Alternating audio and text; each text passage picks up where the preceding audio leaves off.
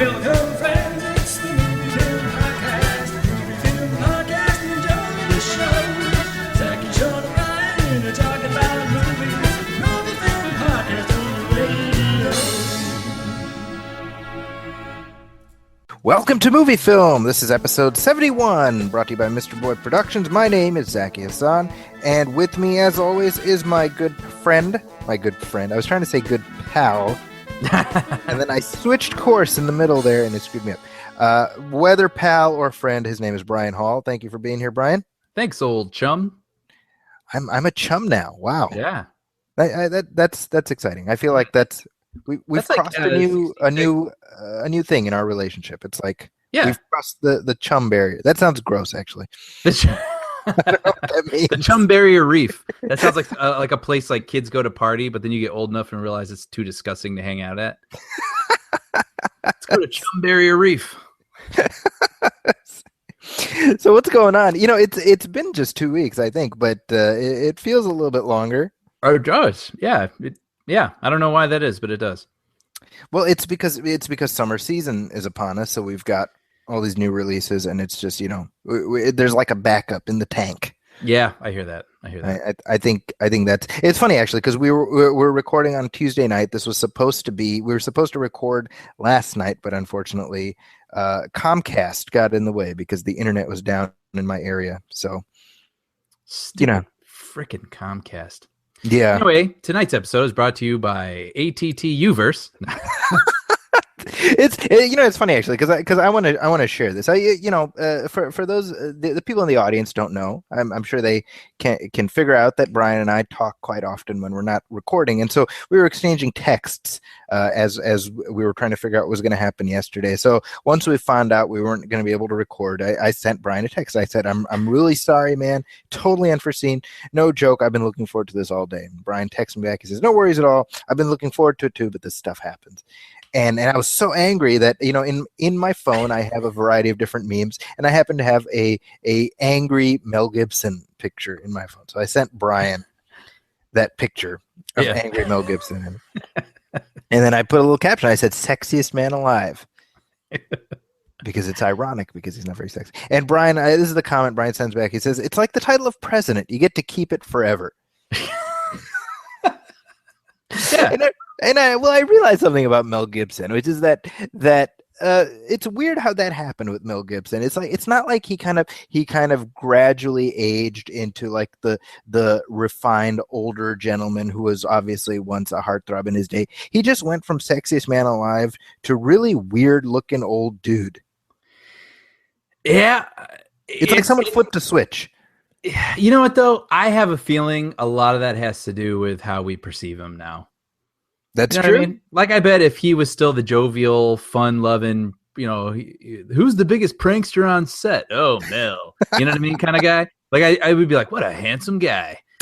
And all that. But, unfortunately, what we do picture now with Mel Gibson is this vein bulging in his neck and ranting and raving. And That actually is a good segue into a listener letter that we got. And this is from Daniel, who emailed us at moviefilmpodcast@gmail.com. And I'm assuming this is based on the conversation we were having last time about Mel Gibson via, we were talking about Mad Max. And he says, hey, why you got to hate on Mel Gibson? Did we? Well, that's what I said? That's the email. And I think it's a reference to me because I made mention of his sort of racist, anti-Semitic antics, right? And I realized something like, I was going through my movie collection the other day, and I have an inordinate number of Mel Gibson movies. So I'm not a hater of Mel Gibson by any stretch. Lethal Weapon, Braveheart, Mad Max, etc. But that being said, I have to admit, the stuff that he's gotten in trouble for lately is the stuff where I'm kind of like, well, I have a hard time having respect for this performer going forward.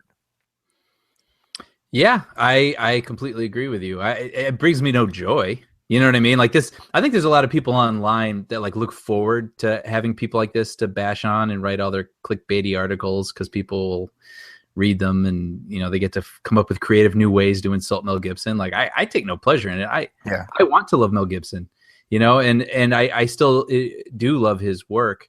And yeah, it's just a shame that he turns out to be a guy, that you wouldn't trust around your loved ones, frankly. Yeah. I mean, if we're being honest, you know what I mean? And so it's right. I mean, like, I can't defend a guy who has done and said some of the things that he has done and said. But what I will say is I do have more sympathy for him than I think a lot of people may.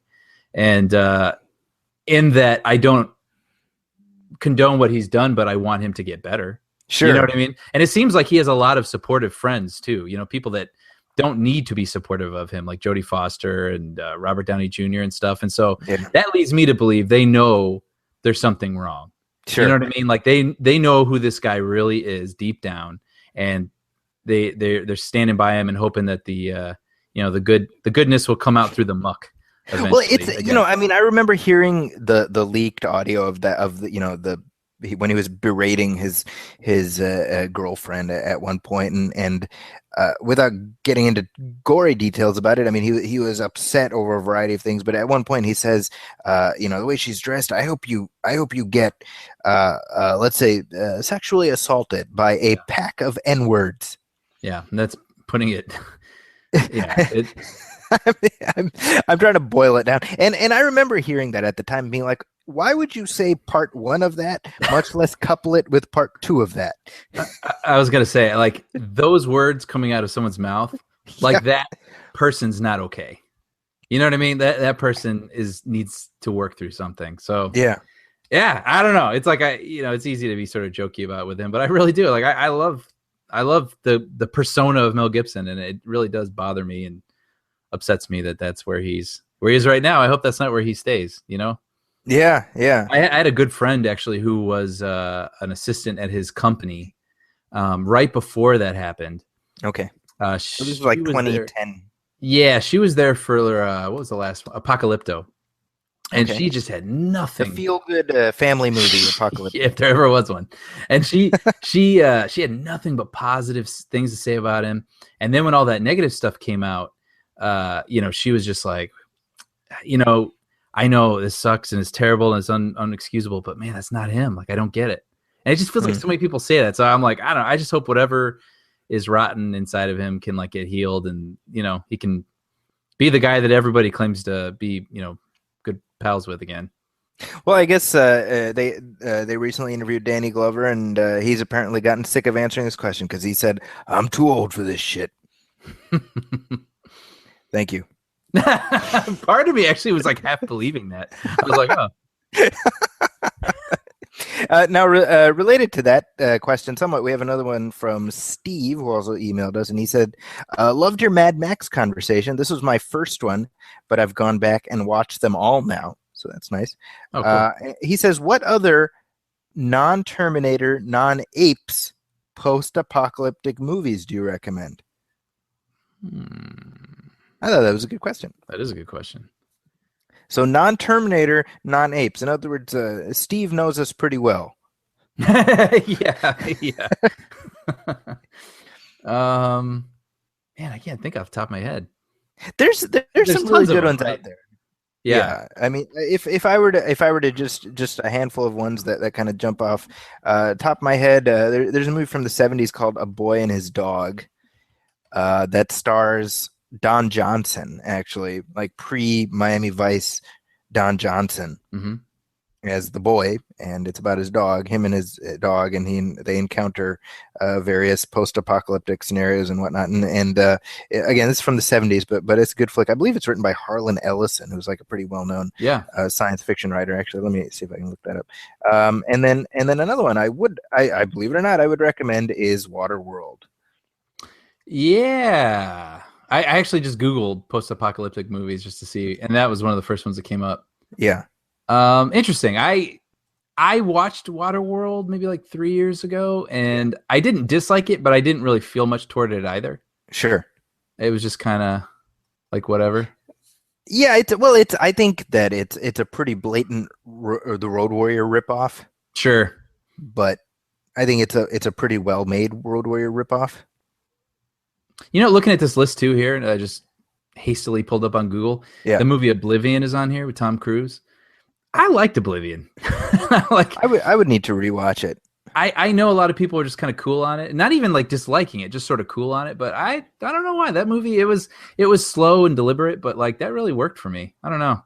Because like that yeah, one. we talked about that when it Yeah. first came out. I would need to rewatch it. I think. I mean, definitely, I appreciated the production design. As I recall, the ending was where I checked out a little bit. I hear that. Yeah. I mean, Yeah. there's a lot of really good twists and turns in there, but then a lot of movies just sort of even great movies like third acts are tough. Well, and it's always weird to revisit like something like Waterworld or something, after having had a previous reaction and then Mhm. compare to. I mean, I went through this just a few weeks ago. Actually, I watched Hook for the first time since it came out. Right, so it came out in Yikes. 1991. I think it was the same year as Terminator 2, if I recall. Mm. And I And My remember. Girl.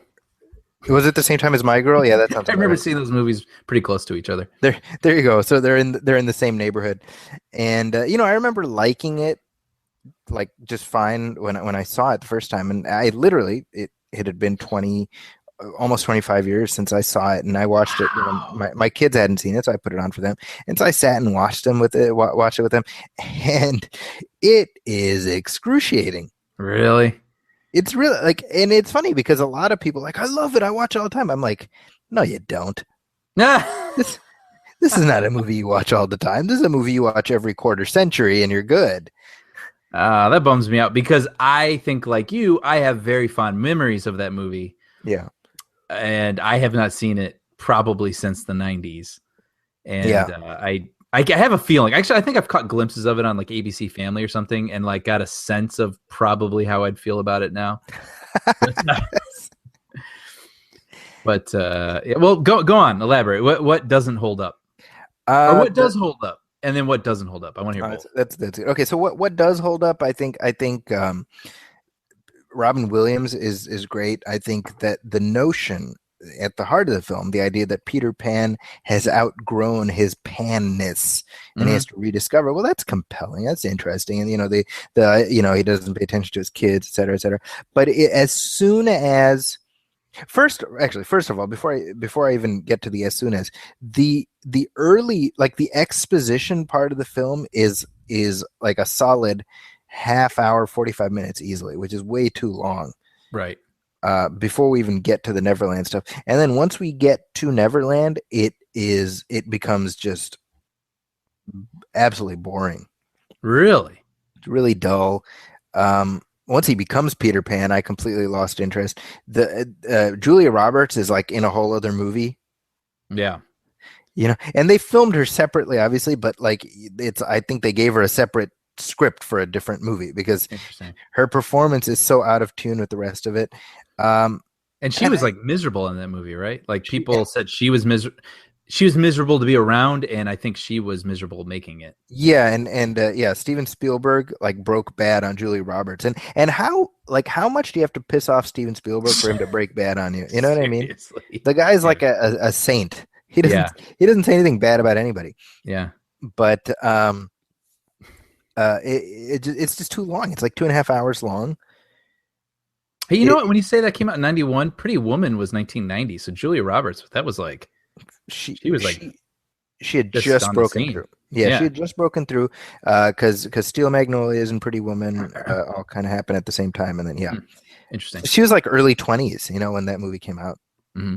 Crazy, but a little bit disappointing. Great score by John Williams, but I cannot recommend Hook. And in essence, it's I think my feelings towards it are, it's like the film itself. Like you outgrow certain things and you just can't go back.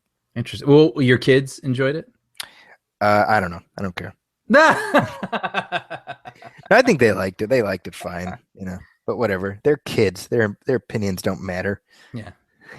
Home Alone. He's a kid. Kids are stupid. It's it's true. It's funny actually because my oldest he's for his Boy Scout thing they had a space derby competition. What's that? So basically they give you a kit and it's like balsa wood and a few things and you. I did that, but it was a car. Okay, so this was like a spaceship.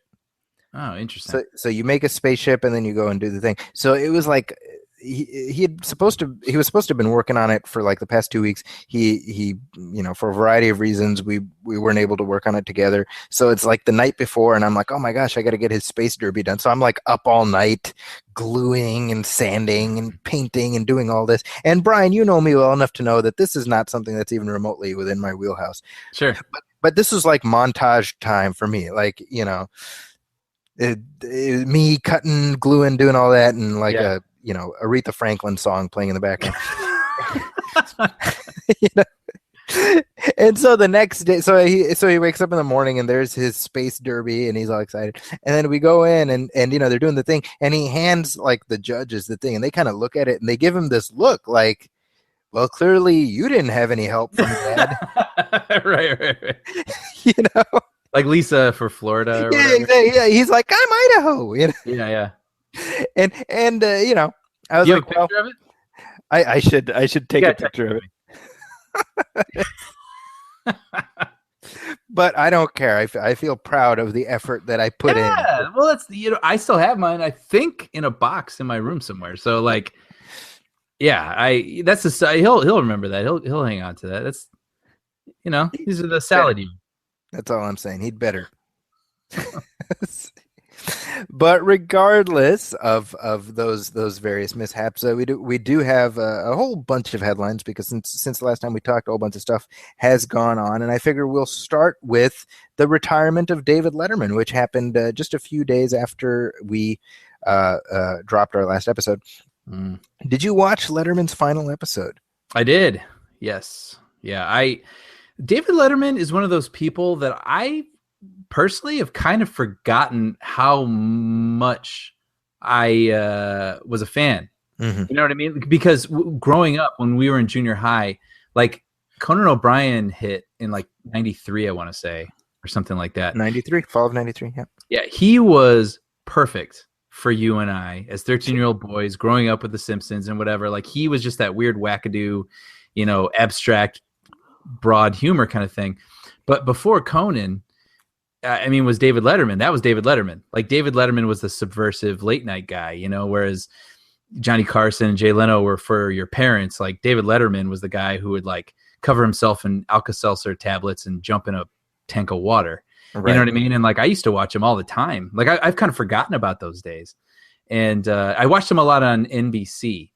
Right. I should say. And then when he went over to CBS, I watched him less. And I come to find out later, as I'm reading a bunch of, think pieces and whatnot online after his retirement, he was so consumed with beating Jay Leno that he sort of neutered himself. You know what I mean? In his show, and like what he did, like he was trying to actually compete with Jay Leno. So he tried to be a little bit more widespread, mainstream. Yeah, in his appeal. And that really kind of made me sad, actually, thinking about like all these lost years that he had trying to, sort of tame himself a little bit. And he shouldn't have been doing that at all. He should have been celebrating how much different he was. But well, and that's, he beat Jay Leno consistently from the time he premiered on CBS. So the timeline here is that, obviously the big late night throwdown happened like 91, 92. Jay Leno is chosen over Letterman to take over Carson. Mm-hmm. And Jay Leno started, I think, in like May of 92. So from then to 93, it's Jay Leno followed by David Letterman. As soon as Letterman's contract ends, he heads over to CBS. So now they're in head-to-head competition. Initially, for about a year and a half, Letterman was number one, and then eventually after that, Leno became number one again, and he never stopped being number one for the entirety of his time. Right. So.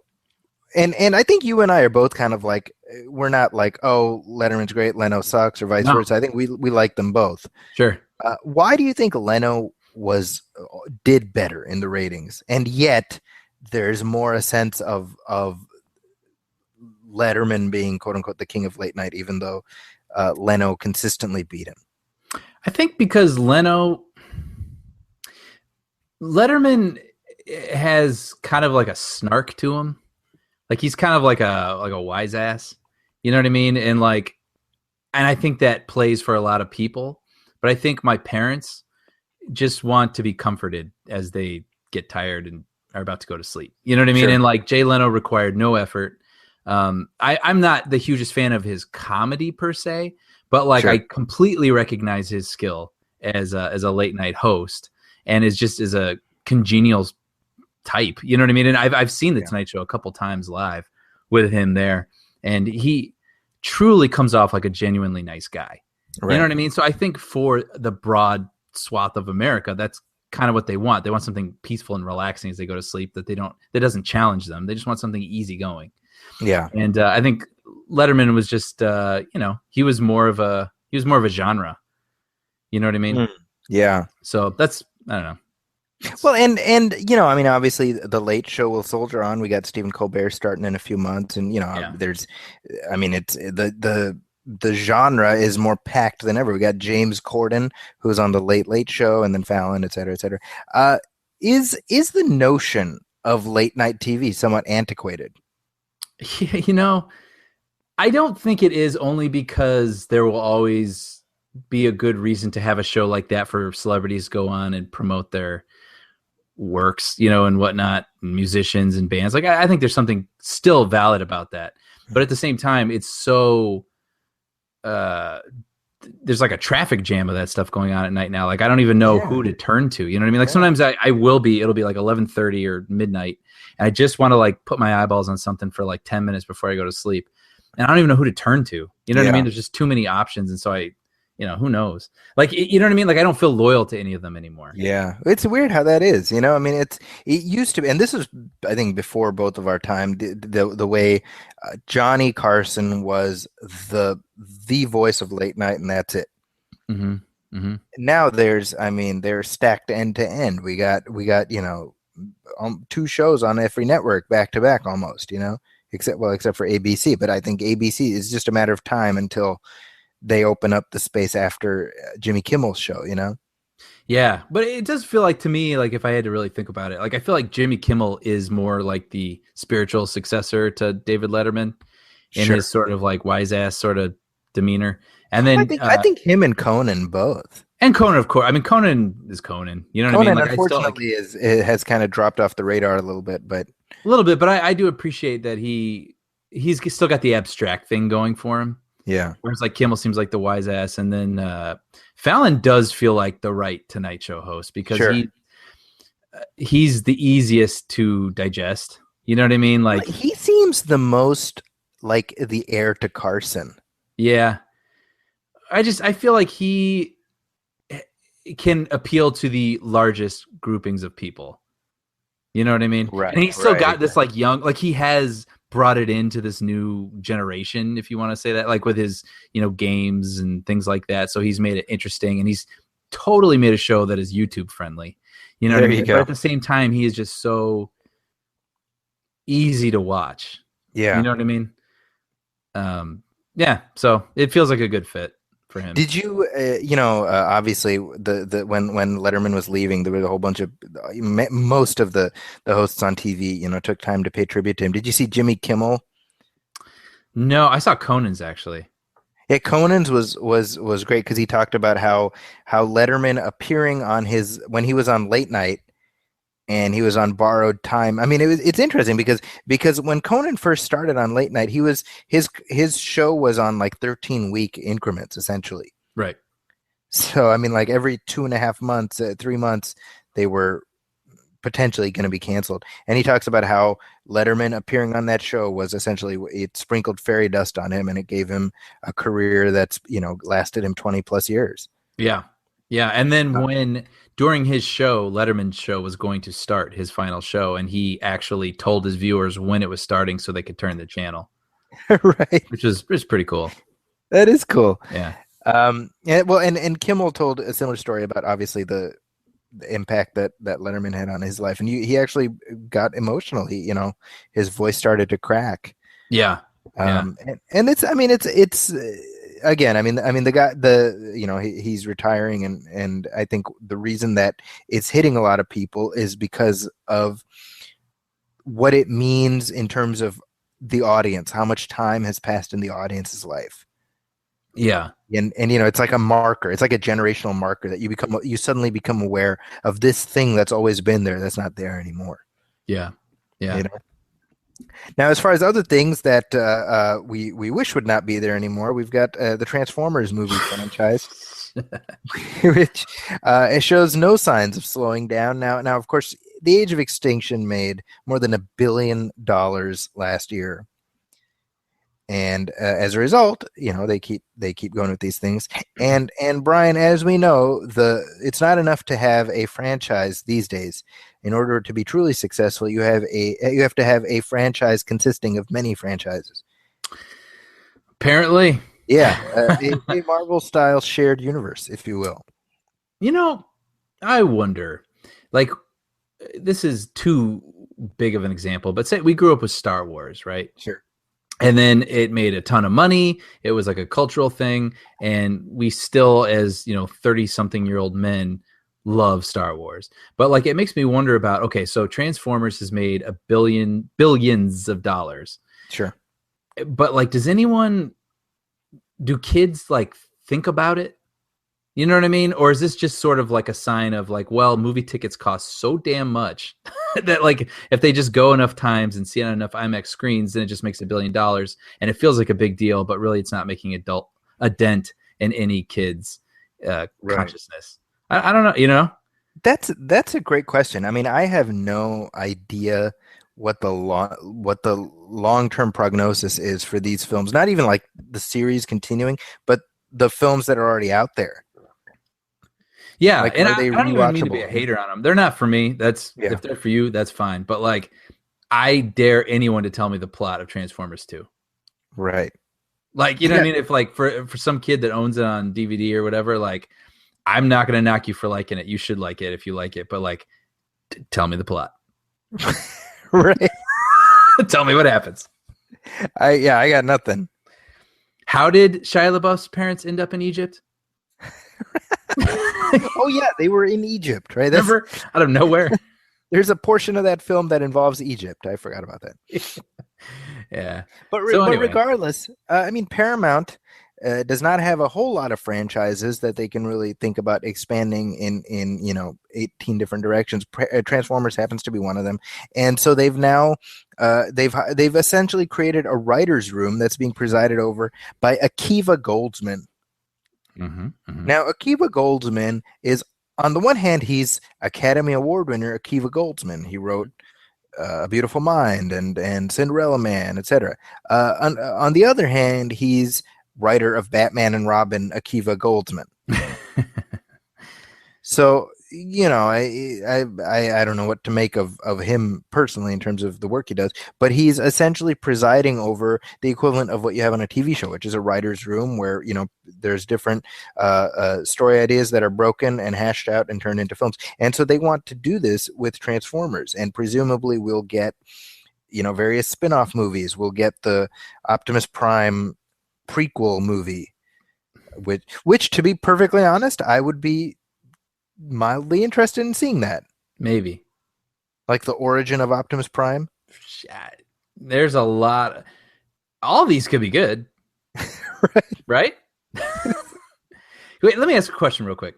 Yes, sir. Do you think Akiva Goldsman, so his like good movies are the Ron Howard movies. So he got the chance to do A Beautiful Mind and Cinderella Man and whatever else he's done and won his Oscars and stuff like that. So he's like, hey, I'm making this stuff that like really means something to me. And I enjoy doing this research because these are historical people and stuff.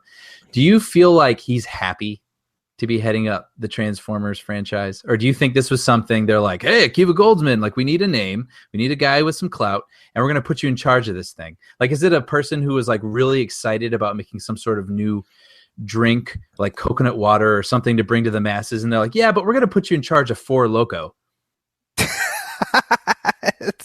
Well, here's the job. It's a job. Here's the thing, because he wrote and I believe directed Winter's Tale earlier this year. Oh yeah, or last year. That was last year, and that's one of the floppiest flops of recent memory. Sure. Right, when you look at his filmography as a writer. Yeah. Just as a writer, it's this weird, like, you go, The Client, 1994. all right, Really? not a bad movie. The Client. Yeah, right? that was a good movie. And then Batman Forever, and you're like, okay, that's problematic.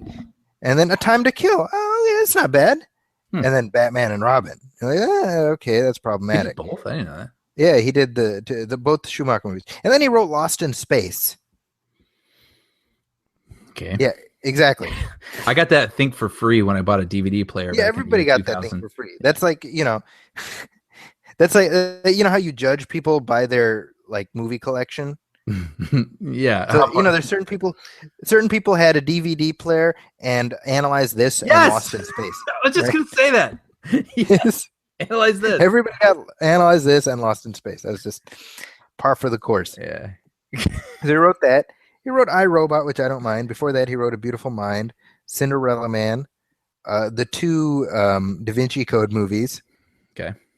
Which I Am Legend, which I'm not a big fan of, and Winter's Tale, which he directed, and then Transformers 5, which he's coming up with a story for. So is he happy? I mean, look at his filmography. It bounces. Like I think the bigger question is Akiva Goldsman a good writer, or has he just fooled a lot of people? I don't know. That's just not for me to decide right now. But you must, Brian. That's what this show is. Yeah. Well, I think it's interesting, the whole writer's room aspect, which I heard about James Cameron doing with the Avatar started films, with Avatar, I feel like. which seems like a really great idea, by the way. Now, Brian, you work on a TV show. Yeah. So maybe you have some insight into the concept of a writer's room and how that works. Sure. Yeah. I mean, typically on a television show, what happens is, you at the beginning of a season, you get all these people together and you pitch all these ideas, and then the showrunner decides, okay, we're going to do this idea, we're going to do that idea, and usually they dole out the ideas to people, or if it was your idea, you get to write the script. So you write the first draft, which is probably structurally pretty close to what the show will end up being, but then TV writing is a total collaborative process, and so it goes through the ringer. Right. I mean, with a lot of people. And I've heard Simpsons writers talk about this. They have their name on certain episodes, and people will be like, oh my gosh, I say this joke from that episode all the time. And they'll have to be like, that wasn't mine. There's just so much contribution that happens to those things. Even though I would say I can only speak, from personal experience with TV with Bob's Burgers. And it still seems like a lot of, the original writer's intent is still there. It's just, people help polish. So I thought what was interesting with James Cameron's, I wouldn't say experiment, I was going to call it an experiment, but his process was that they're going to make 3 more movies, and he wanted to have all these writers, but he didn't want any of the writers to be more invested in one idea than the other. So he didn't assign which movie those writers were going to get until they were completely done outlining all 3 of them. So they would have to be equally invested in all 3. And then he just put them on whichever one he fit, which I thought was really kind of brilliant, actually. And I think he has the ability to do the flexibility to do that because he's got this record of success. I mean, and to that point, I mean, when you think about it, like if there is a franchise where they can kind of do something, off the beaten path in the development process, it is something like Transformers, because every one of these movies has been successful. Financially, if nothing else. And so, and the early ones, the 1 and 2 at least, were written by Orsi and Kurtzman. Sure. Right. And I think they were involved in some capacity in the third one.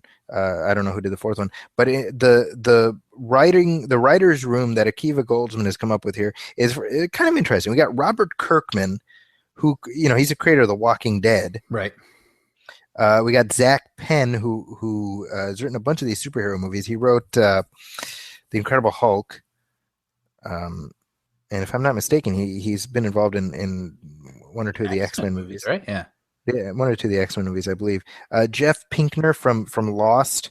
And then who else do we have here? Art Markham and Matt Holloway, who wrote Iron Man. So, these are writers with a certain amount of street cred. Sure. So, if nothing else, I'm by no means ecstatic about seeing a bunch of Transformers movies / spin-offs. By the way, I don't know what spin-offs they would possibly make. Well, you know what makes me excited about this is seeing a Transformers movie that isn't from Michael Bay. Sure. You know, like we've seen what Michael Bay can do with them, and they look unbelievable. You know, I mean, no doubt, but like they just don't have a whole lot of like depth to them, and so it would be really interesting to see someone else who brings different sensibilities to the table, what they would do with it. You know, I mean, I don't know. So if there's $1 billion worth of people that love these movies, that's great. Maybe this other one will be something that I can enjoy. Yeah. You know, it's funny. When we talked about the Age of Extinction last summer, I just happened to be listening to some of that episode of our show, you know, maybe a week or so ago.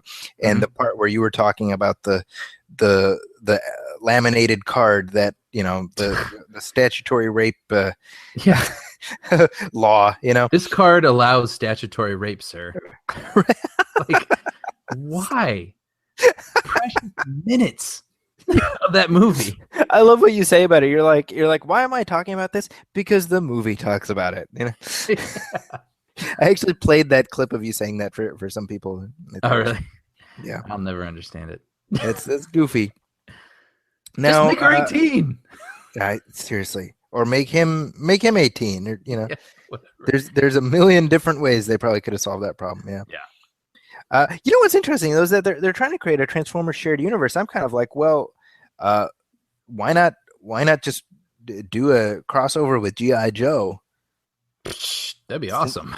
Well, that's what I'm thinking. I mean, because that's a Paramount franchise, and they're both Hasbro. I can't imagine the legal aspect of it is that hard. Dude, they're doing a 21 Jump Street Men in Black movie. You know what I mean? Like, good point. Yeah. And they've already got Channing Tatum in that one, so might as well get this one too, you know? Get him back. Now, Brian, we did an entire episode of this show where we looked back on The Fugitive, which is, you know, from 1993, and it's one of, I think, both of our favorite movies of all time, and it's a fantastic movie. I don't think it's aged at all, and it still holds up. And what do we find out? That once more, Warner Brothers wants to revisit The Fugitive. Yep. Now, you know, honestly, this type of stuff is deeply upsetting to me because it just makes no sense. Like, essentially, what's going on is that Arnold Kopelson, who owns the rights to he produced the 1993 movie. Yeah, and he directed it too, right? He did not direct it. It was directed by Andy Davis. Oh, Andy Davis. I'm sorry. Yeah.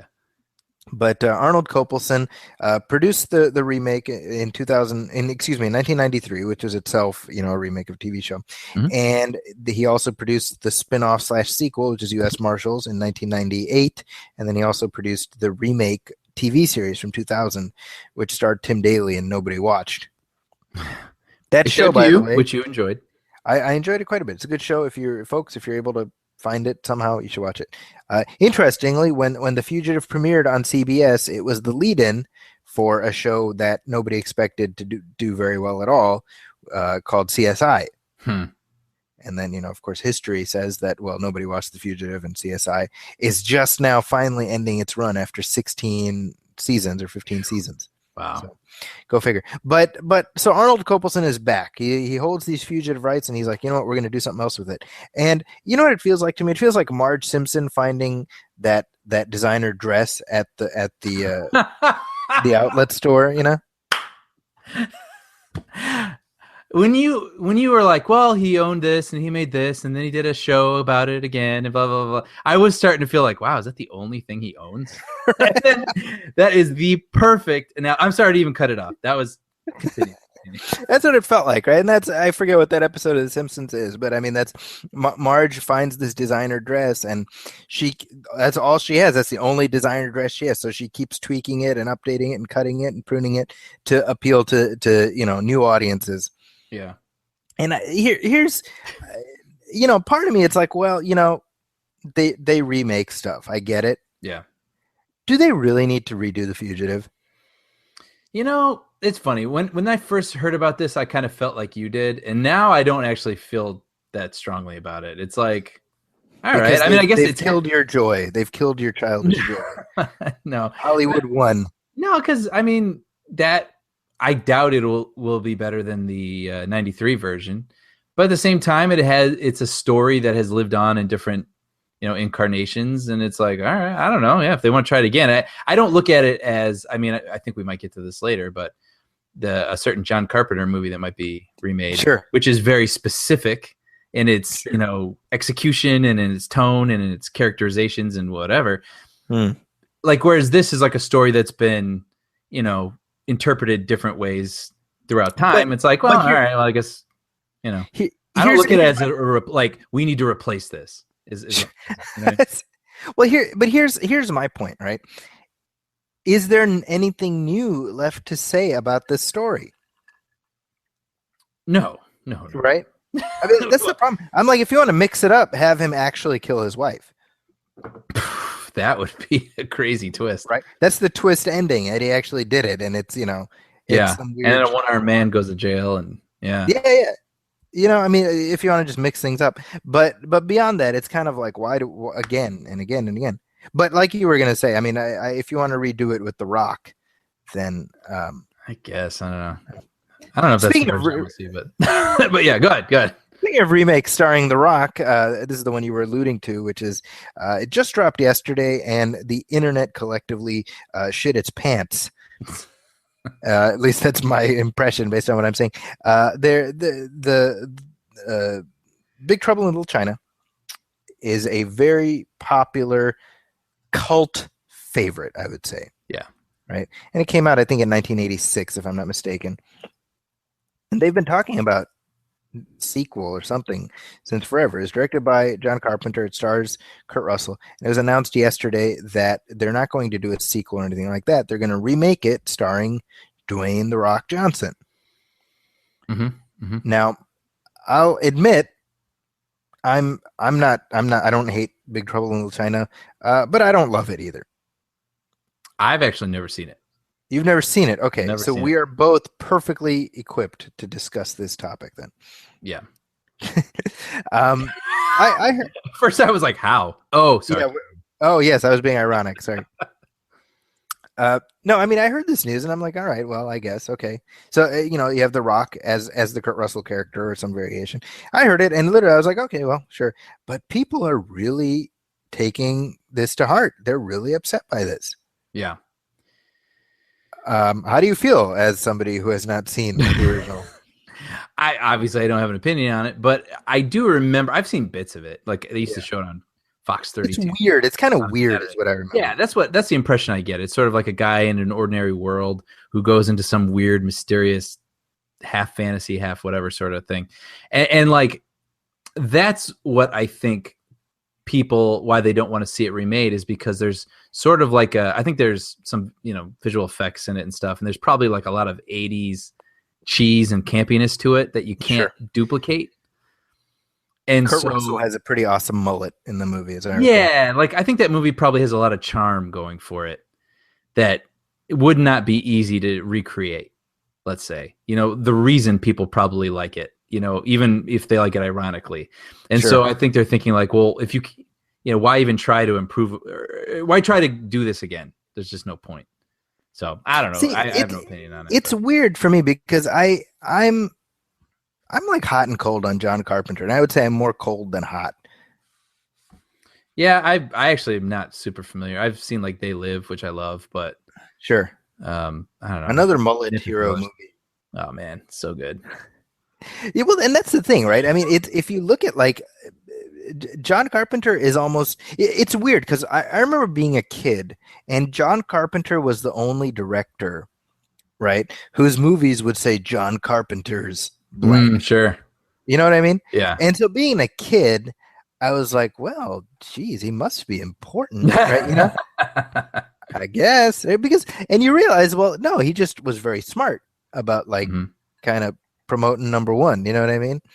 Because it was always John Carpenter's the thing, John Carpenter's Starman. And I realized like Starman, right? That was his like E.T. Yeah, that's a good movie. Yeah, but it's I think from what I remember, I liked it as a kid. Might be another Hook situation. Yeah, it could be. Memoirs of an Invisible Man. Remember that? No, whatever. I have a story, but it doesn't matter. Well, you gotta tell that story now. Oh no, it's just one of those things. Sorry, this is a total tangent, but I worked for a production company, and after you were there for a certain amount of time, they would give you their entire collection on DVD. And come to find out, a lot of those movies were out of print. Okay. So we started discovering that if we could sell them on eBay, we could make $100 on some of these DVDs. One of them was Cobb, starring Tommy Lee Jones, which was worth like well over $100. And oh man, I might be selling out a friend here, but a friend sold it who still worked at the company, and then told him that the company never got it and got another one and sold that one too. That's hilarious. But anyway, Memoirs of an Invisible Man was another one of those that was worth like maybe like $60 or something like that at a time. Anyway, I can guarantee. So I haven't opened it yet. That Memoirs of an Invisible Man is not worth $60. I can tell you that right now. I gotta be honest. There was part of me. I remember the trailer and thinking it looked kind of cool as a kid. Like it looked like kind of a Dark Man sort of story. You know what I mean? Sure. Like kind of a little heightened superhero-ish sort of, but like action film. Right. It's weird. Apparently not. Yeah. So that's coming up. I have no strong opinion except that from a financial sense, it makes sense to me. It's a Rock movie, so it's a Rock movie, and we're going to talk about the Rock a little bit more. But before we do that, I know that a big sequel that you, as long as I've known you, you've been waiting patiently for this to happen. I've got my bottle of Windex readily by my side. Well, always. Well, your ship is about to come in because My Big Fat Greek Wedding 2 is finally happening. Opa! So forget Terminator, forget Star Wars, forget Jurassic World, forget Man of Steel 2, this is opening against, by the way. My Big Fat Greek Wedding 2 feels like the one night stand that everyone is kind of embarrassed to admit that they had. I don't know. I mean, what was I really literally have no opinion on this. I remember. See, here's my story about this, right? Because I, at the time this movie came out, which was in 2003, I think, right? 2002 or 2003. Maybe 2. It was right before I moved to California. Actually, I came to visit California, and I saw it with a group of people out here. Okay, so then it would have been 2002. I worked for a wedding video company in Chicago, and they specialized in Greek weddings. This is like made for them. Yeah. So right. So this was my, this is not a fun gig because your weekends are booked doing this stuff, and then all week you're editing this stuff. Mm-hmm. So I was living Big Fat Greek Wedding. Yeah. Every week, and then this movie comes out, and people can't stop talking about it. And it briefly made a star out of Nia Vardalos. Yep. And then again, everybody suddenly realized it's like you wake up the next morning, the hangover wears off, and you're like, oh man, we watched that. I mean, that thing, I don't have the numbers in front of me because I didn't immediately realize we're going to talk about this, but like that movie was a phenomenon. Like that was this really tiny movie that was based on a really tiny play that was made for no money. It was an independent film, and that thing blew up. It did. And it was produced by Tom Hanks and his wife, because Rita Wilson is Greek. But the box office was just bananas. It made first of all, it cost less than $5 million to make. It made worldwide about $370 million. Wow. Right? Yeah, that was like a story, like that one. Like that was just one of those freak successes. Well, and there was also a TV series after that. I don't know if you remember that. I kind of remember that, yeah. There was a TV series that lasted like 5-6 episodes. So now they're doing the sequel, and this is my question, Brian. I need to know, where does the TV show fit into the canon? Yeah. Wouldn't it be terrible if it was written out of the canon? That would be. They need a writer's room to figure out the Greek wedding shared universe. You know what that feels like to me? Coldsman on the line. It's like some production company, they had this like intern in a dark basement, and they're like looking for their franchises or whatever, and they like they didn't even remember that they owned this movie. You know what I mean? And they were just like dusting off files or whatever, and then he saw like My Big Fat Greek Wedding. He's like, huh. Yeah. Like, we own this? Like, and Nia Vardalos was like parking cars outside, so they called her in, and they're like, "Hey, sorry, I don't mean to offend the contingent of Nia Vardalos fans out there." All our Greek fans are like, "Oh yeah," throwing plates on the ground. Remember that on Full House? It wasn't like, who was it? DJ or someone like did a dance with a kid, and they're like, "Yay, now we're gonna get married." It was like, wasn't that like a plot? Yeah, I remember that one. Yeah, is that racist? What you just said, I don't think so. Is that true? What I said was insensitive, certainly. But like, like two kids. Hey, we walked around a table in Greek. We're pretty much married. Yeah, but no, they had license to do that because John Stamos. Right, was Greek, so anything they ran it. They had to pass the Stamos test. Yeah, and it did. Right? It like in his real name was Jesse Papadopoulos or something like that? Katsopoulos. Yeah. Yeah. But what you just said, that's offensive. Well, I would just like to take this moment now to apologize to everybody out there. I offended with my words, and I just was out of my head, and it's just one of those things that I look forward to working with people, consultants, to help me to get back on track and just. So Brian will not be appearing on Fuller House. Sorry, folks. I know he was vying to replace the Olsen twins since they are not going to be on it. Damn shame. Which I predicted. I mean, not to say I don't think you have to be Nostradamus to predict that the Olsen twins wouldn't be that show. But regardless, we called that a while ago. But everyone else is going to be on it. Yep. Yeah. So. In other sad news, we've talked a lot about Full House. It's disproportionately high. Yeah, I feel like if you were to like tally our categories, it's like superhero movies, Jurassic World, Full House, then Star Wars. I'm okay with that. Yeah. Anyways, moving on. I'm sorry. Well, Fuller House is obviously somewhat sad. I would argue. Other sad news. That I find incredibly depressing is that Rick Baker, the legendary makeup and effects artist, is forced to retire.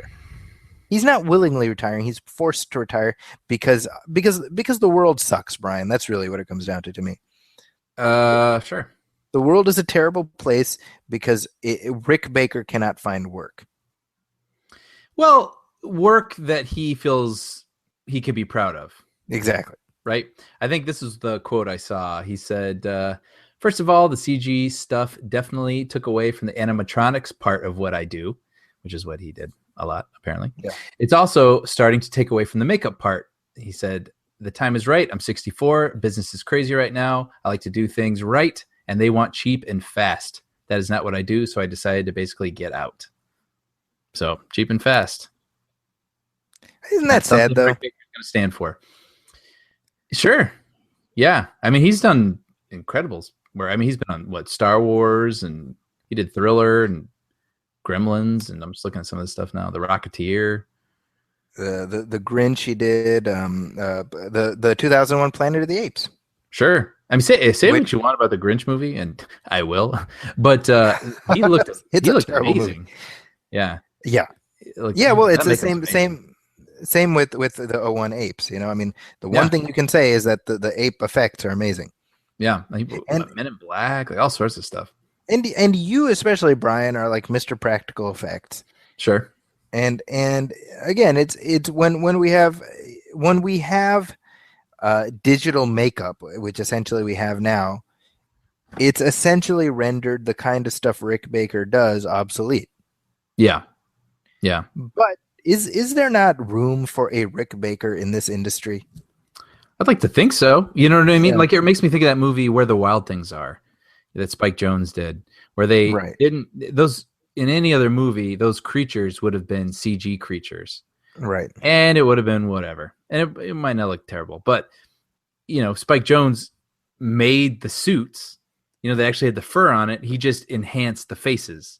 with expressions and whatnot. And you could totally tell. And that's why that movie, maybe say what you want if you liked it or not, but those things looked amazing. So it's like, I just wish people were a little more thought out in the doling out between CG and practical, and just, marrying the two, because I feel like there's still merit to doing that. But yeah, no, I agree. It's sad. It's I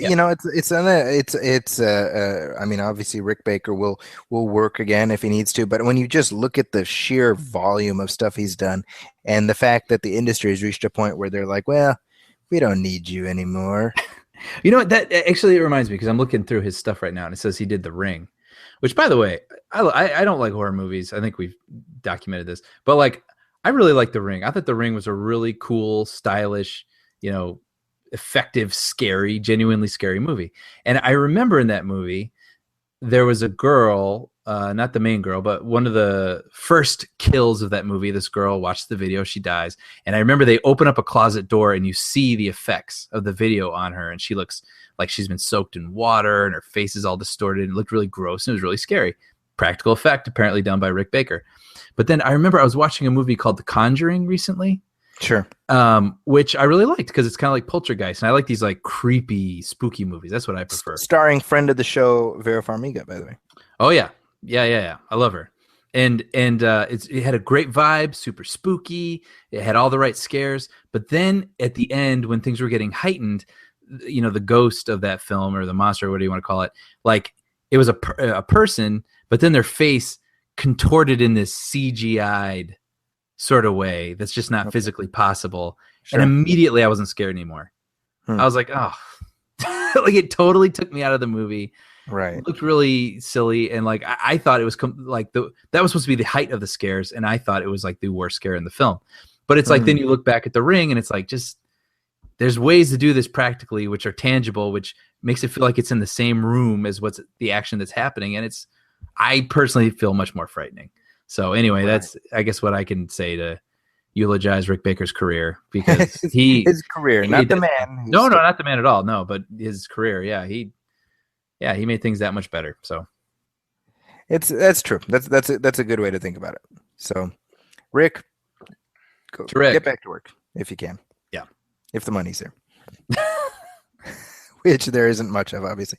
By the way, real quick, I wanted to mention this because I know it's something that you'd find interesting. There's a Lifetime movie coming up. Did you hear about this? Yes. Yes. So Will Ferrell and Kristen Wiig have filmed a Lifetime movie that's a real Lifetime movie. Yes. And they're playing it straight. Yep. But the joke of it is that they are in a Lifetime movie. Yeah. I really want to see this Lifetime movie, Brian. I was just literally an hour before this show talking with a friend who did not think it was a good idea. Oh, okay. Interesting. I don't think they saw the joke in it, but I was like, this is why I love Will Ferrell, because he's made a lot of movies I don't like, but like he's always shaking it up. Right. You know what I mean? And like, I love that. There's something sort of punk rock about it. I feel like, you know what I mean? It's like, he could do whatever. He could make Get Hard 2, but like, I don't want to see Get Hard 2. You know what I mean? Like, I want to see him try this other weird thing. Like when he made that all Spanish speaking movie. Right. You know what I mean? Where he literally spoke Spanish for an entire movie, even though he's not fluent in Spanish. And I just really appreciated the experiment of that. And it was pretty damn funny. And so I love this. I think this is a hilarious idea. Even I just love the funniest thing ever. It's a funny experiment. Right. Yeah. And it's just, I mean, the idea that he had this idea. He's like, hey, we should do this. Yeah. And then they did it, and that's it. Yeah. I think I can't wait to watch it. I think it's gonna be great. Well, and I think I've said this before. Lifetime movies are extremely addictive. Sure. You know, I've accidentally fallen down the rabbit hole of channel surfing across Lifetime and sort of come to my senses several days later. Yeah. With several days growth on my face, and you know, having forgotten to go to the bathroom and stuff. And not trusting a man again for that's an true. entire week. I will never trust men again. That's true. They tend to have many different marriages. Like that's the thing that I find. It's never like, oh, he's cheating on me. It's always like, oh, he has 3 other families. Right. I'm like, who does that willingly? Because I gotta be honest, I have one. It's rough. Yeah. I'm good with one. Yeah. I don't know. Now, it is. It's pretty good, you know. But moving on, we normally, this is where we talk Star Wars news, Brian. I'm familiar with that. Yeah. That's been our thing just about every week since November of 2012, and I think this may be the first time that we have no Star Wars news. Yeah, nothing solid. Yeah, so Star Wars Episode 7 is still on track to come out later this year, and that's it. The end. Oh, I have it on good authority that John Williams started recording the soundtrack this week. Boom, Star Wars news. There you go. We got it. There we go. Insider info from Brian's friend. I couldn't let it happen. Well, I'm glad. Okay, good. So Yeah. so the streak continues. That's what that means. All right. So let's talk up some new releases, Brian. Now we have not talked about either Tomorrowland or San Andreas, both of which have been released in the time since we recorded last. So shall we do our non-spoiler reactions to these movies, and then Let's do it. all right, so Tomorrowland came out a few weeks ago, and it's already being considered one of the big flops of the year. Mm. This is director Brad Bird's follow-up to his very successful live-action debut in 2011, which is Mission Impossible: Ghost Protocol, and he actually turned down Star Wars, Yeah. one of the Star Wars movies, so that he could do this, which is essentially an original property. However, Brad Bird did not count on being defeated by the one thing that no director, first time or otherwise, should have to contend with, which is the Lindelof factor. So Tomorrowland is an original idea that was conceived and produced by writer Damon Lindelof, who, if you've listened to the show at length, you know that we've had some, certainly our former co-host. Feelings? Yeah, our former co-host had some more harsh words for him. But the movie came out, budgeted at nearly $200 million, and it opened at, I think, something like in the high 30s, I believe. Yeah. Which is maybe which is 40. It's disastrous. I mean, it's a disastrous opening for a movie that's that expensive. Critics have not been kind, including me. I gave it, I believe, a C. What did you think of Tomorrowland, Brian? I think I would give it more of a. I'd maybe give it a B. Okay. Actually, I liked it. I guess let's say I'll read the IMDb summary so people know what we're talking about if they're not familiar with it.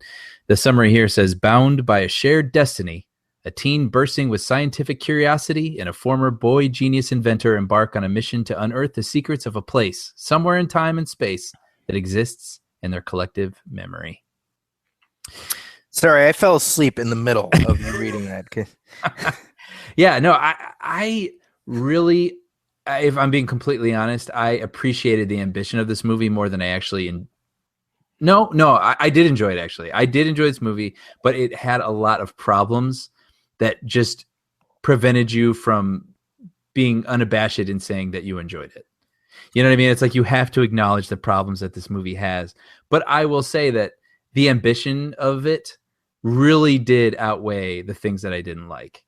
Okay. I'm not going to go out and go recommend this movie from the hilltops because I don't think it's for everybody, which is not a good thing for a $200 million movie. Yes, that's the problem. But what I think is really interesting about it is I really appreciated that it was an original story. I really appreciated the inventiveness that was going on here. Like I thought there was a lot of clever things going on where you have this girl, which you see in the trailer, and she gets this pin, and through this pin she can go to this alternate dimension where Tomorrowland is, and she can experience all the height of smart people's thoughts and inventions and whatnot, and like, you know what I mean? It's man, I'm getting lost I'm trying to. Yeah. All right, screw it. Let's go to spoilers. All right, so let's spoil Tomorrowland, and I would argue it's not hard to spoil Tomorrowland because it comes pre-spoiled. It's hard to spoil this movie. Honestly, I could tell you the ending and it wouldn't really matter. But let's go spoilers. Well, okay, so I've said this before, right? I know pretty early on if a movie's working for me or it's not. Okay. What And point in this movie, like how far in were you? um, you know what's funny is like the memory of this film has like faded from my short-term recall. I would say it was within the first 20 minutes or so. Really? Oh, see, because the movie starts off. Before George Clooney showed up. Well, here's the thing. The movie starts off in a way that I did not like. Sure. I did not like George Clooney addressing the camera. Right. And it's like he's like, I'm going to tell you this tale. And then you got the girl off screen saying like, no, don't say it like that. Say it like this. I was like, okay, shut up. Like, just start the movie. And I still don't understand why they did that, to be honest. I think it's because what they did was they tried to begin the movie like twice from both of their points of views. So maybe that was the only way they could organize it. But you got George Clooney as a little boy, right? And he's this hopeful young inventor, and he's invented a jetpack that doesn't work quite yet. And he tries to show it at the World's Fair in 63, 4, something like that. And the guy's like, sorry, better luck next time. But then you got this cute little girl who it turns out is an android. And she gives him this pin that takes him to Tomorrowland, which is not of this universe, but it is a world. And the best and brightest are taken to this place, and they already have these great inventions, and he finds the height of his potential there. He gets his rocket pack to work, and he lives there for a long time, but he's kicked out of there for reasons we don't find out till later, right? So then we start a whole other story, which is about this girl who is like an optimist living in a cynical world, right?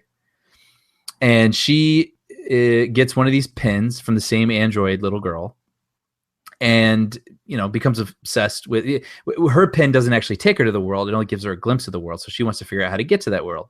And I'd read that Damon Lindelof and Brad Bird wanted to make Close Encounters of the Third Kind, which I get very sensitive about when I hear that, because I love that movie. It's one of my favorite movies. And I hate when people say, oh, well, we're trying to make Close Encounters of the Third Kind. They said that about Cowboys and Aliens. And I was like, shut your face. Like, I don't know what you're talking about, but there you use that title to compare it to your movie. But anyway, but Tomorrowland, I will buy it, even though I don't think it's as good as Close Encounters. It's a movie about someone who becomes obsessed with an idea that they don't understand and is in pursuit of it. So I actually really loved the first half of this movie because I loved George Clooney as a boy and his whole thing in Tomorrowland and what is this about, and then with the girl, I was a little hot and cold on the girl, to be honest with you. I thought at moments I really loved her, and I was like, this girl's great. And then at other times it felt like she was in like a Disney sitcom, and she was acting like really weird. And then I found out later that she's 25, but she was playing like 16. Wait, the robot girl? No. Sorry, the main she's girl. right. She's Shoot, what's her name? Britt Robertson. I think. Her name's Casey in the movie, but Britt Robertson. I'm certain she's probably a great actress, but like it's the whole Taken syndrome with what's her name? Maggie Grace. Yeah, you know what I mean? Where it's like she's like 27 playing a 17-year-old, and it just comes off weird, But anyway, so where the movie lost me was, so she and this android girl partner up and are, I don't know, gonna go figure out how to get to this Tomorrowland place, which I like. But then all of a sudden they go to this comic book shop. Do you remember that? With Keegan-Michael Key, yeah. And what's her name? And I hated that scene. Why? It felt like a completely different movie.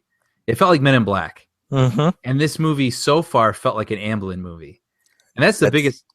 I'm totally on board with you, 100%. Biggest credit I can give this movie is I truly, even in the end, as disjointed as some of the tone was, I appreciated. This felt like what Flight of the Navigator, how I remember that as a kid. Sure. You know what I mean? Where it was like a PG kids movie, but there's a little bit of danger, but it was still kind of light, but it took the elements of itself seriously, like the sci-fi-ness of it seriously. This movie felt like I felt kinship between like movies like that from when I was a kid to this movie. I think that's why I was endeared to it a little bit. Okay. But then it just got really goofy, and I didn't like that scene as in particular. I'm saying at the comic book shop. But then the scene where they're at George Clooney's house, that was pretty rad, right? Where those the robots I was a little whatever on, but like the when those robot, basically they're like Agent Smiths from the Matrix. Yeah, right. Yeah, exactly. But they come to George Clooney now as he'd been kicked out of Tomorrowland as a boy. Now he's a surly old man and living in this house with all his inventions. He's got all these booby traps. And as the villains come, there's these crazy cool, I thought it was a cool sequence where like all his different inventions were going off, and killing all these robots. And I thought it was shot really well. And I actually had this thought where I was like, I always say to you, like, Spielberg's getting old. All the guys that we like are getting old. Like, who's going to make good movies moving forward? And even though I didn't love this movie, at least Brad Bird, I'm like, oh, he knows how to make movies. Right. Like he knows where to put a camera. He knows how long to hold on a shot. It felt right. And I think Michael Giacchino's score actually helped complement that. Yeah. I was just listening to that earlier today. Yeah. Kind of like an older school sounding. Well, and you get Giacchino on. I mean, you pretty much know it's going to be in that vein. Yeah. Anyway, I realize I'm sort of just kind of like narrating through the movie, but like all I want to say real quick, I'll finish this and then I want to hear everything you have to say. Yeah. Is that I was with it all the way up until about there. And that's when it started to get kind of loosey-goosey for me. Like when it became the road picture, I wasn't really into that. And then in the third act, I'm not sure. I didn't mind the idea of the third act, but I didn't feel like the execution lived up to where it was headed. I think once they got to Tomorrowland, it's sort of like once Peter Pan gets to Neverland for me. Oh, in Hook. Yeah. Sure. Is the same thing where I'm like, this is not particularly interesting. And this is actually the problem with the movie is that it was that same damn mystery box. Yeah. What when you say that, do you mean that they keep trying to pull you along, not telling you exactly what's going on, and then when you get to what it is, it's not enough? Like it hasn't. Yeah, I mean, when a movie says "trust us," it's going to be amazing. You'd better be amazing. Sure. Right. And that's kind of the thing is that like the not just the movie itself, but the marketing campaign was like, wait till you see what's waiting in Tomorrowland. What is Tomorrowland? I don't know. Oh my gosh. There's George Clooney. We know that. Right. And then you watch the movie and you're like, well, I don't know about this. Tomorrowland is a really awesome 6-minute sequence in the first act of the movie. There you go. That's it. That's what Tomorrowland is. Because then once they get back to it, it's not populated anymore for some reason. Right. Like I didn't entirely understand that. I didn't understand the machine that George Clooney created that got him kicked out of there. Didn't make a lot of sense. It didn't. I understood that it was like a doom and gloom sort of idea, but why that shut down an entire world, I don't understand. Right. Well, and I didn't find his character particularly well sketched out. It was sort of relying on just our fondness for George Clooney. I was going to say, I actually blame George Clooney for that because that's interesting. I think because we were saying all three of us who went and saw it when we walked out, I didn't even say it. Someone else said it and we all agreed was that, it looked like George Clooney showed up and was like, okay, what are we doing today? You know what I mean? Like, what? She's the girl's a robot? Oh, okay, action. Hey, robot girl. Like that's what it felt like. He didn't feel well, and the relationship with the robot girl, I kept waiting for Chris Hansen to show up. I've read that and I didn't get that at all, actually. I was weirded out by it. I was like, I mean, I get it in the context of the story. Don't get me wrong. Yeah. Because, and I guess for people who haven't seen it, I mean, what we're saying is there's this android girl that, gave the young George Clooney the pin to Tomorrowland and he fell in love with her. He didn't know she was a robot. Right. So he's an old man and she's still like a little girl robot. So not even a girl. She's a robot. She's a robot girl.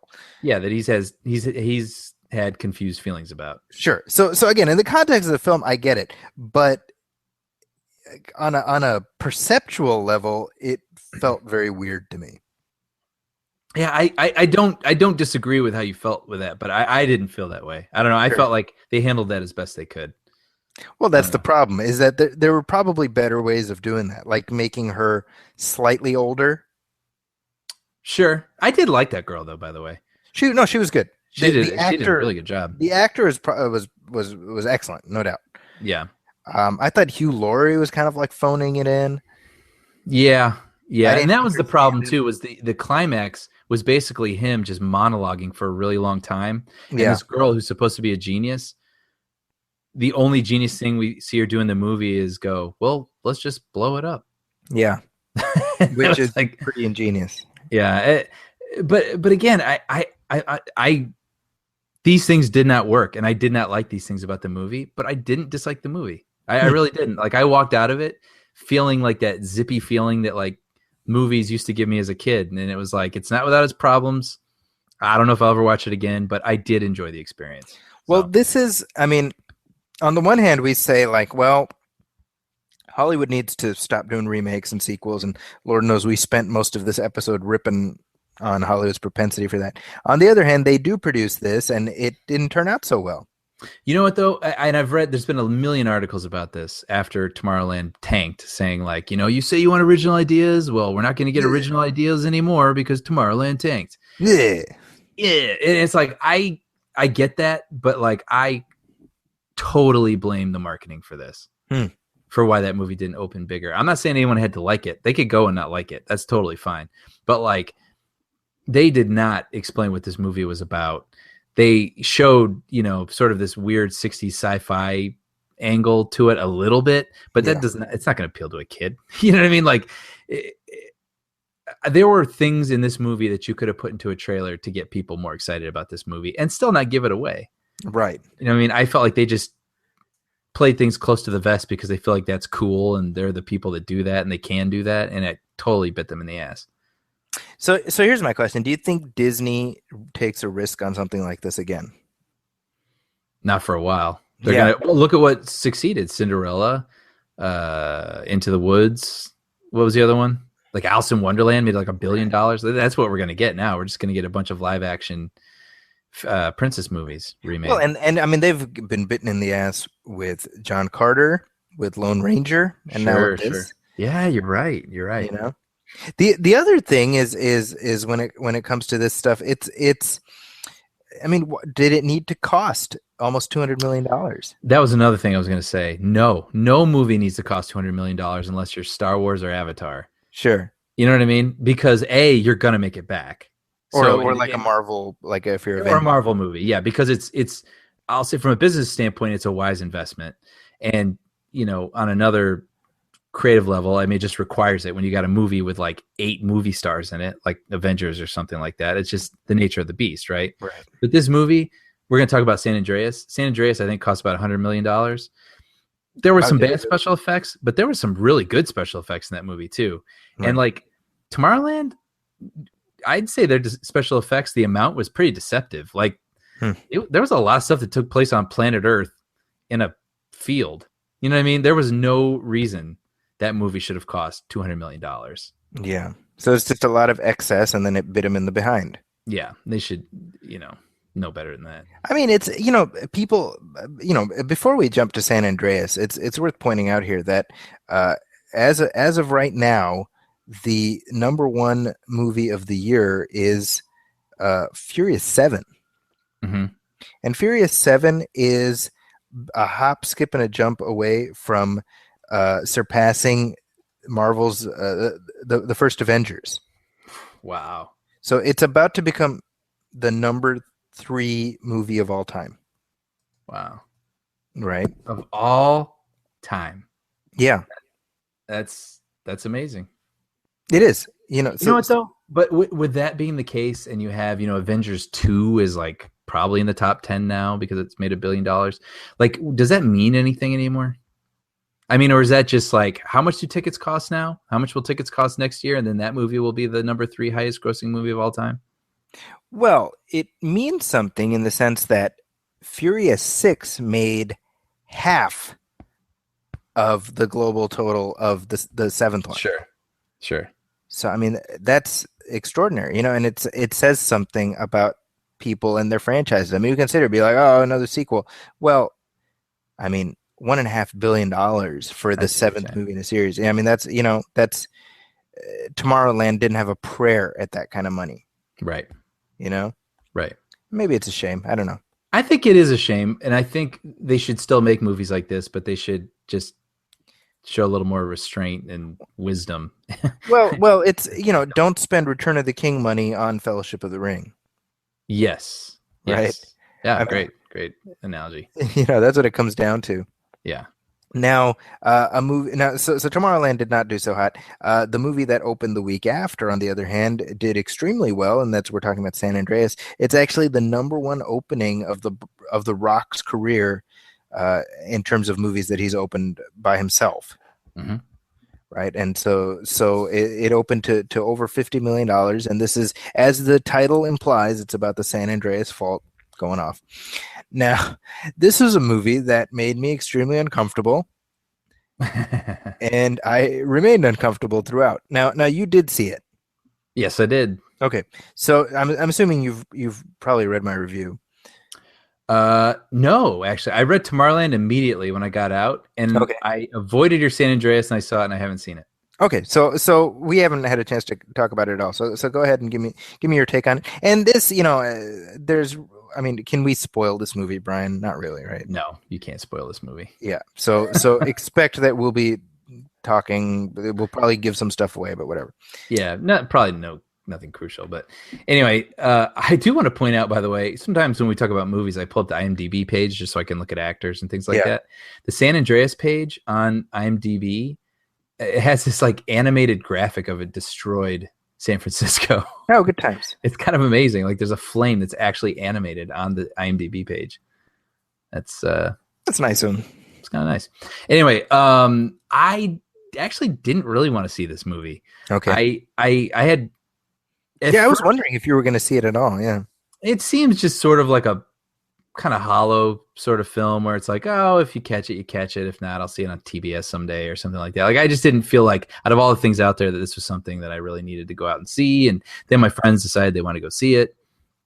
And so that was my attitude going into it. But I have to say, walking out, I kind of dug it. It was kind of fun. And but you have to go into it knowing that this is a disaster movie.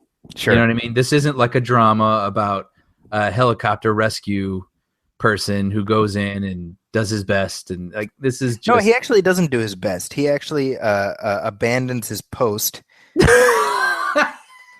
Yes, and yeah, flies you can't hundreds think about of miles away.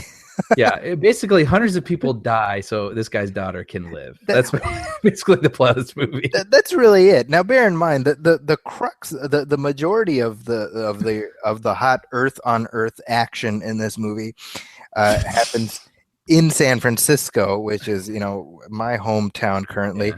And I didn't appreciate seeing the thumping that it took, especially because it's been just over a year since the last time San Francisco got thumped on screen, which was Godzilla last year.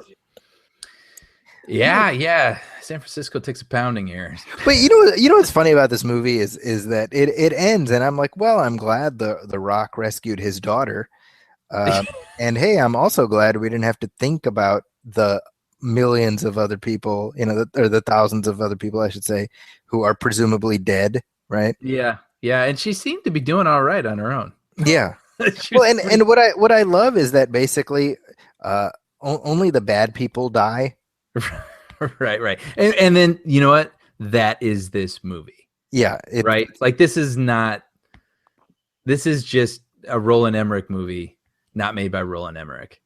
That's but here's the interesting thing. I was thinking about this. I was like, and Roland Emmerich is one of these guys who it's sort of easy to poke fun at him, and I don't say that disparagingly. I think he's good at making these kinds of movies. Sure. And one thing you see is it, and it's weird me saying this, but I'm like, we needed more characters to die. Yeah, I hear that. Because when you actually think about it, none of the good guy characters, quote unquote, die. Except one. Right? At the beginning. Well, yeah, okay. So the token minority, of course. Of course. As soon as they introduce it, it's like, hey, it's Paul Giamatti's Asian friend. I'm like, oh, man, just start measuring his coffin right now, And that's William Lee. Wasn't he in Elektra? He was. I was like, why does that guy look familiar? I had to look him up. I was like, oh, yeah. Oh, yes. The movie that Brian worked on, Elektra. your first movie and they robbed you of your credit on that movie. Yeah, they did. Yeah, But so Joe Johnston said that I shouldn't feel bad about it. that's right. You dodged a It was bullet. probably for the best. I dodged a bullet. Yeah. You dodged a bullet. But Name so, I know. But the thing with this movie is, as I was watching it, I was thinking of Cliffhanger. Dude, I heard someone else make that comparison too.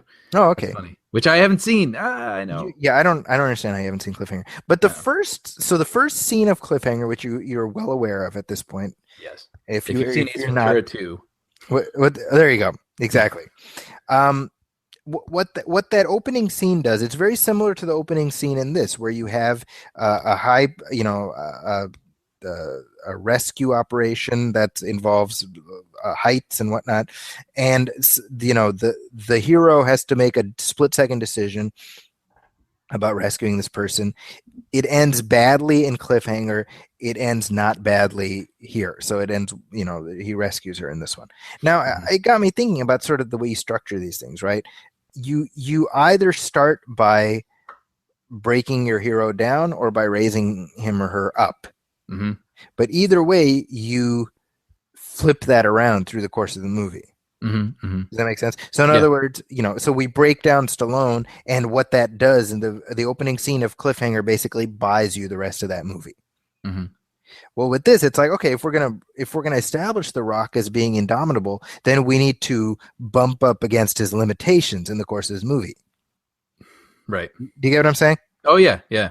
But instead, it's, hey, The Rock is awesome, and throughout the movie, he remains awesome. Yeah, that's what America wants. So throughout the film, he's continually awesome, and then he rescues his daughter awesomely, and then they look over the wreckage of San Francisco, and he awesomely says, hey, we'll be fine. Yeah, and he has to steal a truck, but it's okay because the guy already, he takes it from, had already stolen it and is putting stolen televisions in the back, so it's cool. So they were all bad. Yeah. There's a lot of that going on.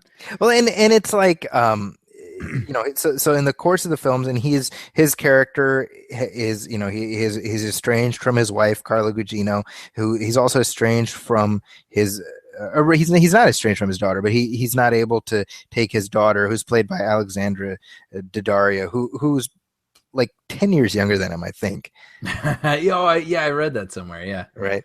And he can't take her to college or whatever. So mom's new boyfriend, who's played by the way, Ioan Griffith, who's, Mr. Fantastic in the old Fantastic Four movies.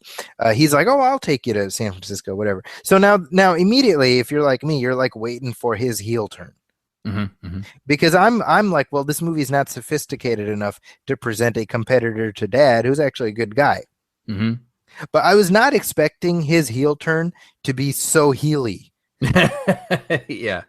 Because it's like, up until a certain point, you're like, oh, he's just confused. And then he decides, you know what? I'm gonna go Billy Zane Titanic now.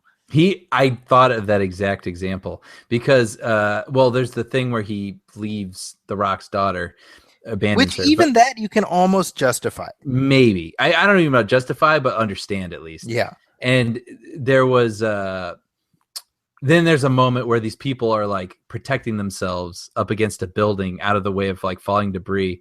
And he's just like, no, screw you. And like takes a random person and throws them like away. Shoves them off. Yeah. And then he gets. And literally, that's the moment where I was like, oh, okay, so we're doing that then. Yeah, because he really wasn't that bad, right? Until the moment, it's almost like he wasn't bad. They scripted him not bad, and then they're like, oh shoot, like this guy needs to be bad. So they like quickly threw 2 bad things at him or something. But see, that's the thing that I kept thinking about was like, in a situation like this, you don't need an out and out villain. Because nature is no, for sure. But I mean, how do you get The Rock back with his wife? Well, no, but you have this guy die. Oh, I see. Which, by the way, speaking of how The Rock never has to do anything bad because the script sets him up in all these perfect scenarios. Yeah, where he's never a villain. Wow, I just lost it as I was getting to that point. No. What's the reason he and Carla Gugino are not together? Someone cheat? Did someone do any wrong by anyone else? No, it's his daughter died. his daughter died, and he just couldn't pull Just it couldn't do it. together. Yeah. Never did anything wrong. You know, he's still a good guy. It's like she Yeah. just couldn't deal with him not being able to move on just yet. I was like, For sure. wow, this movie is like perfectly not letting there be one bad thing happen to this guy. It's Like, you know, true. The Rock's flawless in this movie as a character. But you know what's funny though, Brian, is that damned if it doesn't work for The Rock. Oh, for sure. Like, For sure. I mean, that's one thing. It's like I had these two conflicting thoughts that were duking it out inside my brain. Number one, I'm sick to death of CGI destruction. Yeah. I've had it. On the other hand, I can watch The Rock do just about anything. See, and that's where I feel like most people are at. And that's typically when I start to like dislike something because I was just like, yeah, I know everyone, The Rock's so charming. He's so charming. I'm like, is he? Like, then I start to feel like I can see through it a little bit. And he almost becomes like a caricature of himself or something. Okay. Like, you know, like his smile, it's like he knows what he's doing. That's why he's smiling like this. And he knows he's like, this is my $1 million smile. And you know, so that's what I went into this movie with. Sure. And I was like, you know, America's going to be charmed by this, but I'm going to see right through it. And then by the end, I was like, damn it, I love The Rock. Marry me, Dwayne Johnson. Yeah, like he's just that good. he is, you know what? He's this, the millennial Arnold Schwarzenegger. Like, Sure. You know what I mean? Like, yeah. And he is very different in his personality and in the types of characters he plays, but that's where we're at right now. Right. You know what I mean? And he's good at it. He's really, really good at it. And he's improved a lot as an actor, by the way. From what, like Scorpion King? Let's go even further back, The Rundown.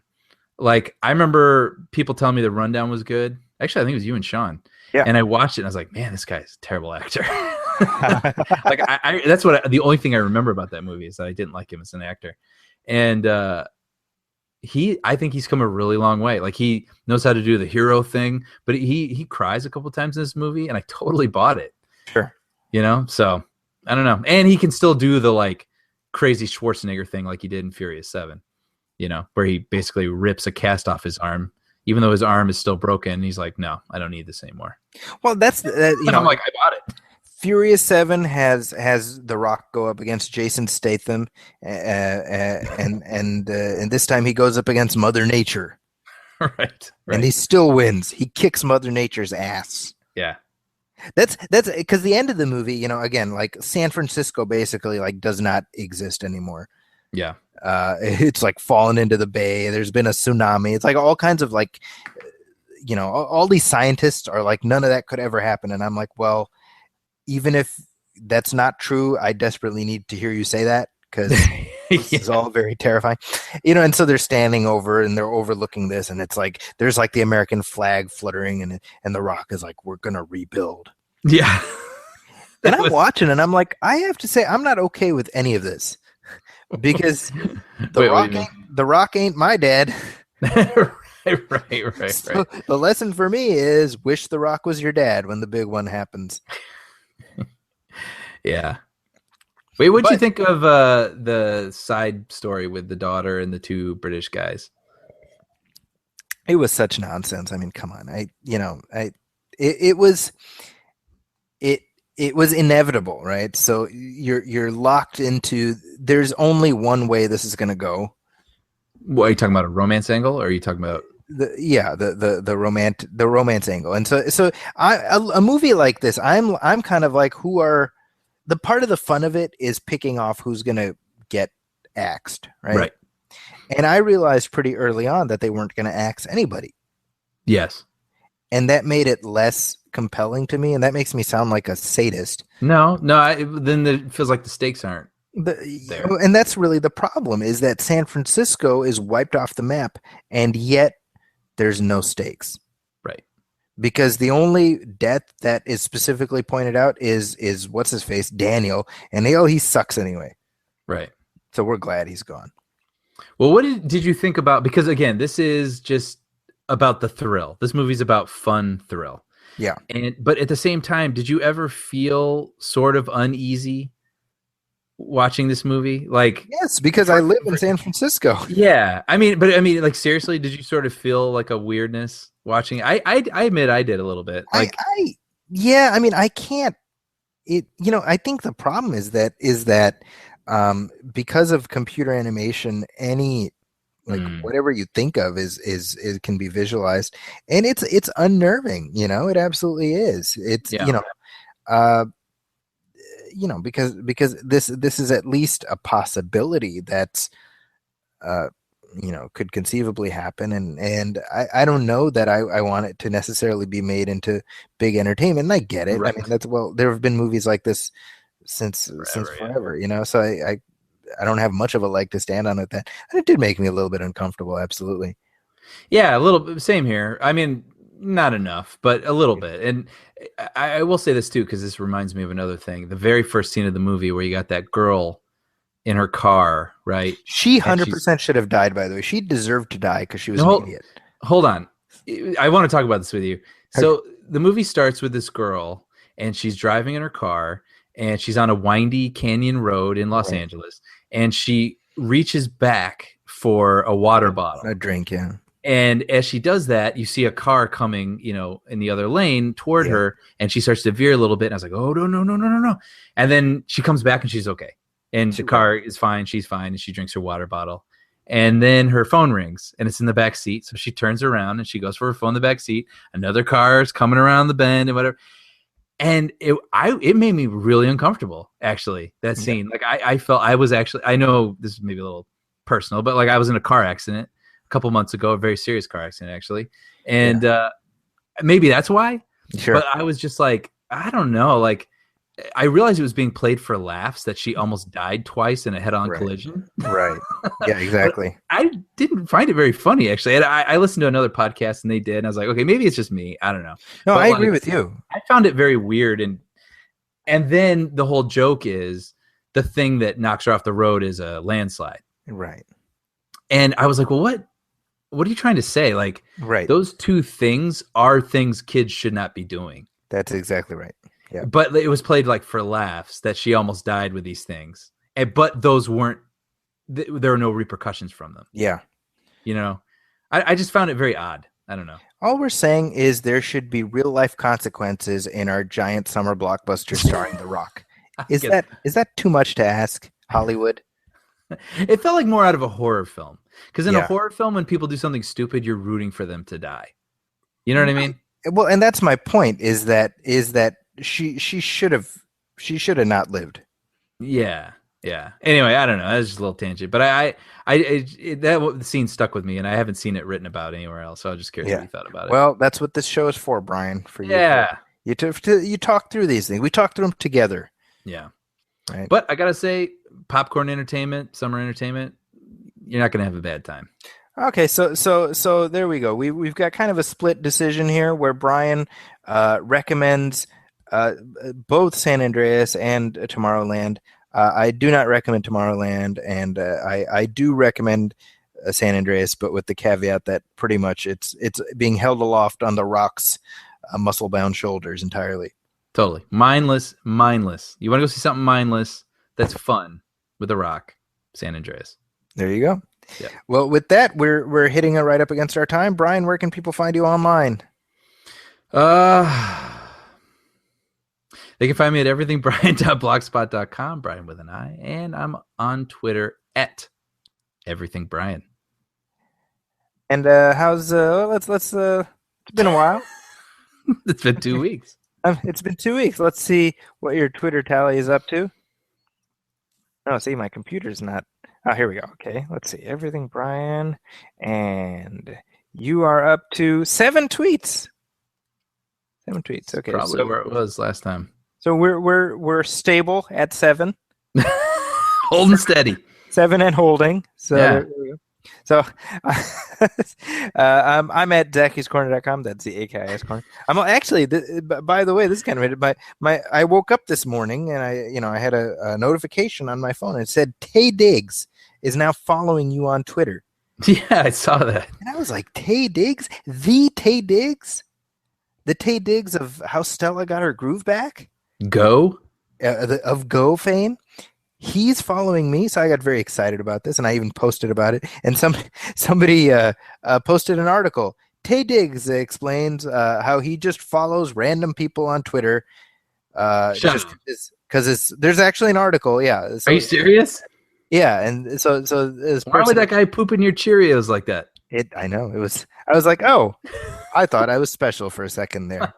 There's literally he made an appearance on the Today Show, and Matt Lauer's like, hey Tay, why do you follow so many people? And he's like, I don't know, my social media guy just follows a bunch of people. And I'm like, well, there we go then. Damn it. You know, just erase that. Men in Black that thing from your mind, and just it's cool. Hey man, hey, Tay Diggs is funny, dude. It's cool. Help you get your groove back. There you go. I'm hoping one day. Yeah. But regardless, you can find me on Twitter. You can also find me at on Facebook, etc. As far as our show, you can find us on Facebook. That's facebook.com/moviefilmpodcast. Please do hit like. Also, you can email us at moviefilmpodcast@gmail.com. And of course, hit up iTunes and Stitcher Radio. Leave us a star rating. Let us know how we're doing, etc. It's been a while since we've had anybody leave a review. So if you are a longtime listener, please do write one up. We will make sure to read it on the show. So there is that. For our next episode, which will be dropping in 2 weeks, we will be looking at a franchise that has been away for a long time, but it's on its way back. It's hard to believe, Brian. We're finally at the point where we're going to be talking about Jurassic World. Crazy. It's like it feels like we've been talking about this since we started the show almost. I know. And now that day is coming. So that's exciting. And we'll also be joined by a special guest who is also making a return visit after many, many moons away. So Tay Diggs? Quite possibly, where I will ask him why he follows so many people on Twitter. But that wraps up this episode of the show. My name is Zaki Hassan, and on behalf of my friend and colleague Brian Hall, this is the Movie Film Podcast. And we'll see you in 2 weeks. Thanks for listening. Welcome